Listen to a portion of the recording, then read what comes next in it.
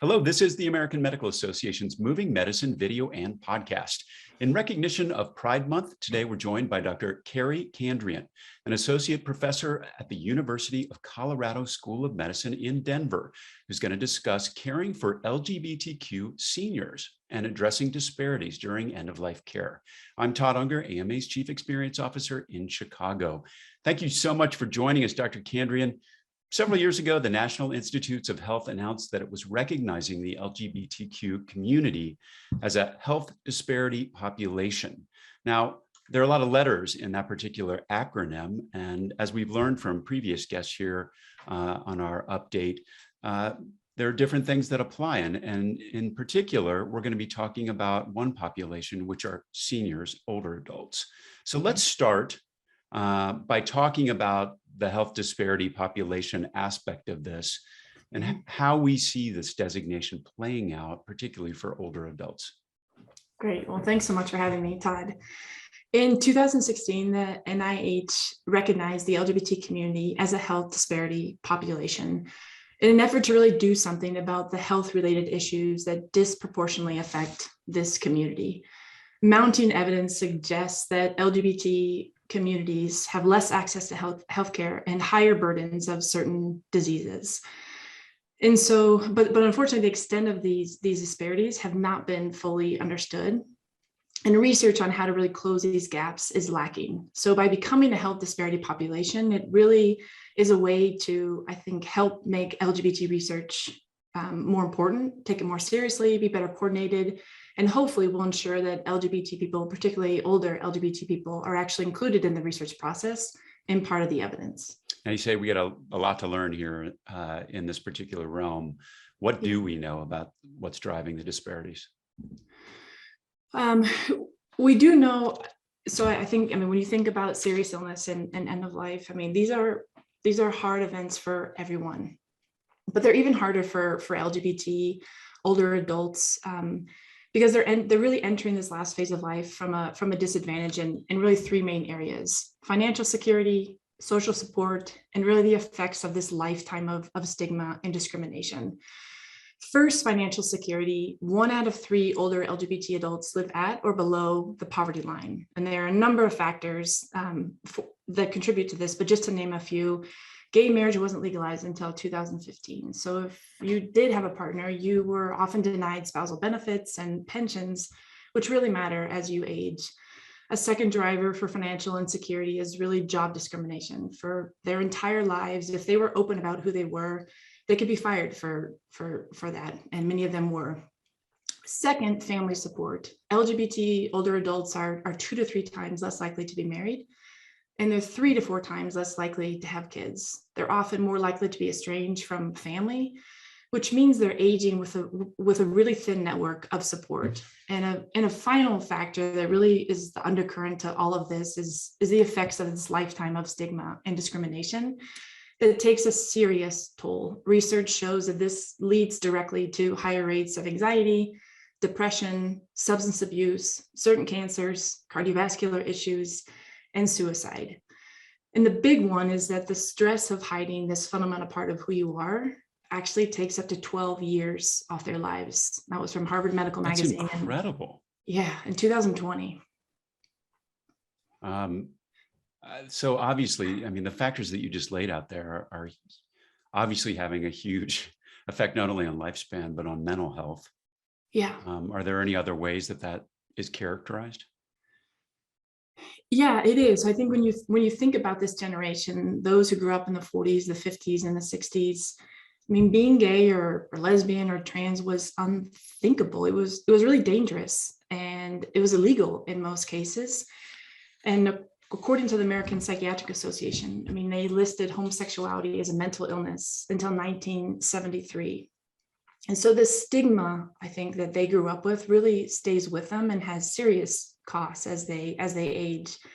And as a result, for these seniors who grew up in this culture, they've really developed what I call this habit of silence around this core part of themselves that really became a critical defense strategy that they've used for decades. But this habit of silence takes a serious toll on their mental and physical health. One thing you also point out is as we move into end of life care, Mhm. which is difficult under any circumstances, of course, that there are specific concerns. You co-authored an article that was published in the Gerontologist during the pandemic that looked specifically at disparities in end-of-life care for LGBT older adults. Mhm. Why is this population at particular risk for receiving inequitable end-of-life care as well? Yeah, it's a great question. I think, when you think about end of life, I think we often think about how important it is to be able to express what you want, what you don't want, who you need in the room to advocate on your behalf, who you need in the room to hold your hand, who you need to identify if you're no longer able to speak on your behalf. The thing is if you can't say these things, it's very hard to have these things. And so all that really contributes to inequitable care for end of life for older LGBT adults. But let me give you an example, and I'll keep it brief. Esther, I met about 3 years ago as part of my research. And when I met her, she'd recently lost her wife, Kathy, to cancer. And the thing was that when the hospital staff realized they were a couple, Kathy's care got worse. And so they felt like they had to hide their relationship.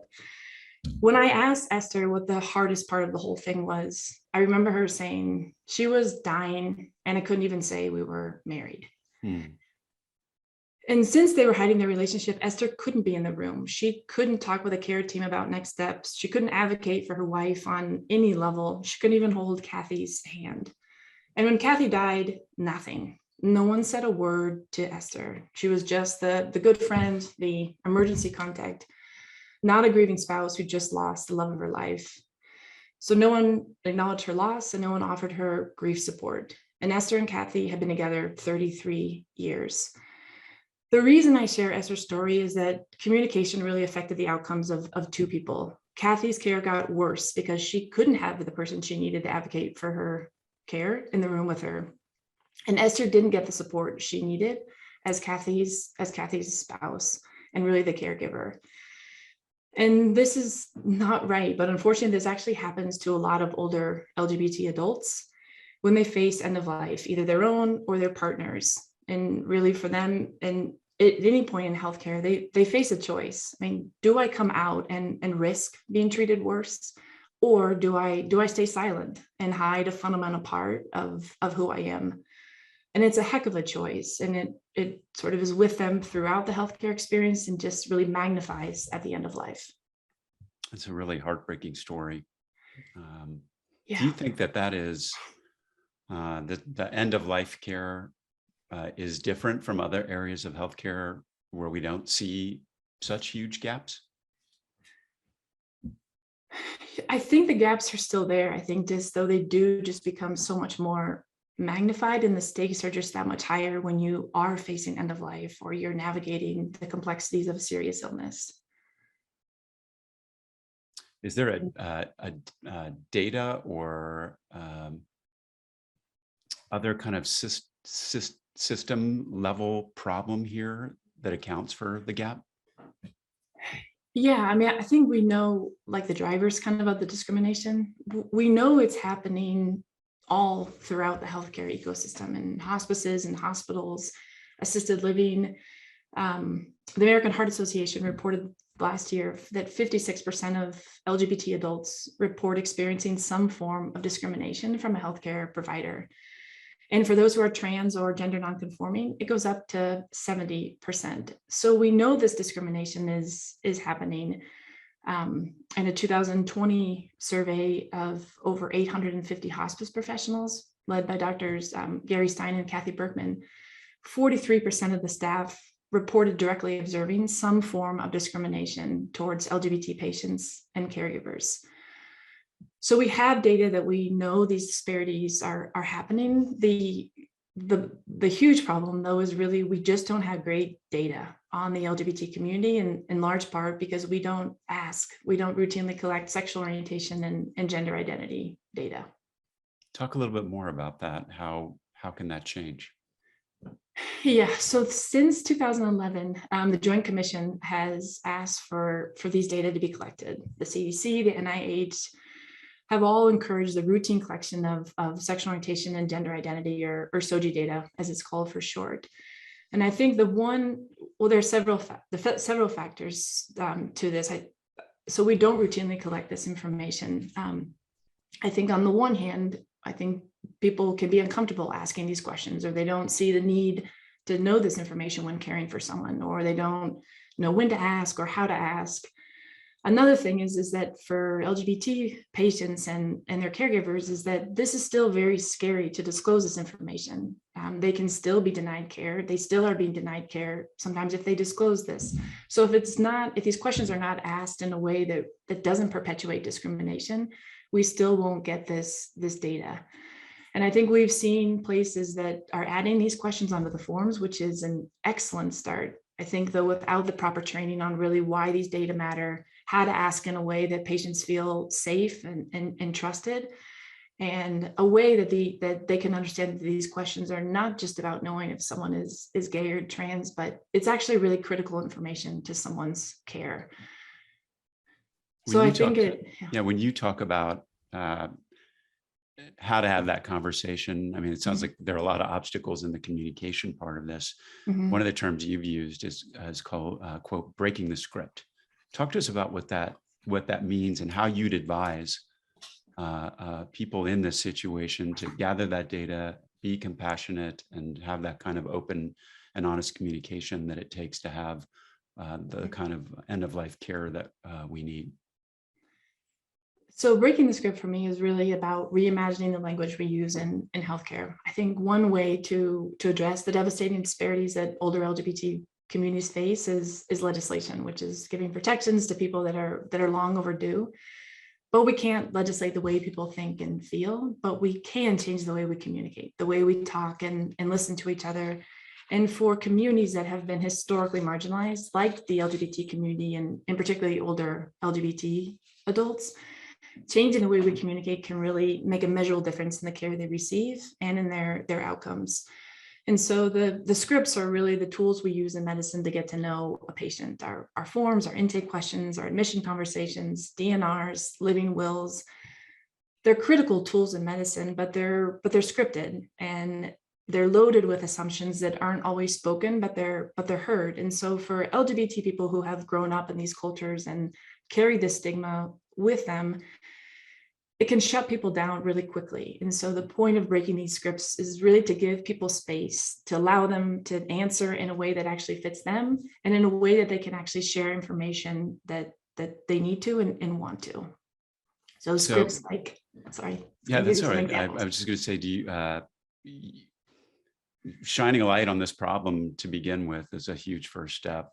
Second is making people aware of this kind of approach and the resources to be able to teach people. Is there anything else that you'd like to see in terms of the evolution of end-of-life care for this population, and how do we actually get there?